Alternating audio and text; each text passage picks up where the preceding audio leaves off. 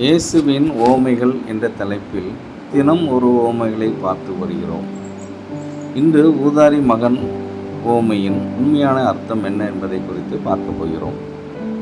இந்த உவமையில் இயேசு ஒரு அதிர்ச்சியான உண்மையை சொல்லுகிறார். தேவன் நம்மை எவ்வளவு நேசிக்கிறார் தெரியுமா?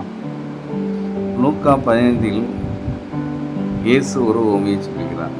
ஒரு தகப்பனுக்கு 2 மகன்கள் இருந்தார்கள். இளைய மகன் தன்னுடைய சொத்தின் பங்கை வாங்கி கொண்டு தூர தேசத்திற்கு போய்விட்டான். அவன் தன்னுடைய வாழ்க்கையும் சொத்துக்களையும் வீணடித்தான். ஒரு காலத்தில் அவன் பட்டினியிலும் தனிமையிலும் இருந்தான்.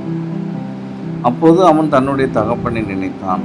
அவன் திரும்பி வீட்டிற்கு வந்தான். ஆனால் அதிர்ச்சியாக அவனுடைய தகப்பன் தூரத்தில் இருந்தபோதே ஓடி வந்து அவனை கட்டிப்பிடித்தான். இது ஒரு சாதாரண கதை அல்ல. இந்த உவமையில் இயேசு தேவனுடைய இரக்கத்தையும் உண்மையும் காட்டுகிறார்.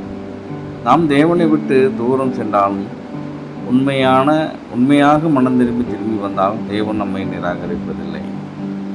இன்று பலர் உடைந்த வாழ்க்கையிலும் தவறுகளிலும் வாழ்கிறார்கள். ஆனால் இந்த உவமை சொல்லும் உண்மை, இன்னும் திரும்பி வருவதற்கு தாமதமாகாதீர்கள், தேவன் இன்னும் காத்திருக்கிறார். இவன் மரித்திருந்தும் பிழைத்தான், காணாமற் போயிருந்தும் கண்டுபிடிக்கப்பட்டான். லூக்கா 15 இப்படி சொல்லப்பட்டிருக்கிறது.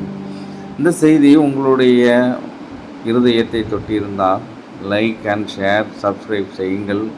இன்னும் இயேசுவின் உவமைகளின் ஆழமான உண்மைகளை அறிய இயேசுவின் உவமைகள் சேனலை பின்தொடருங்கள்.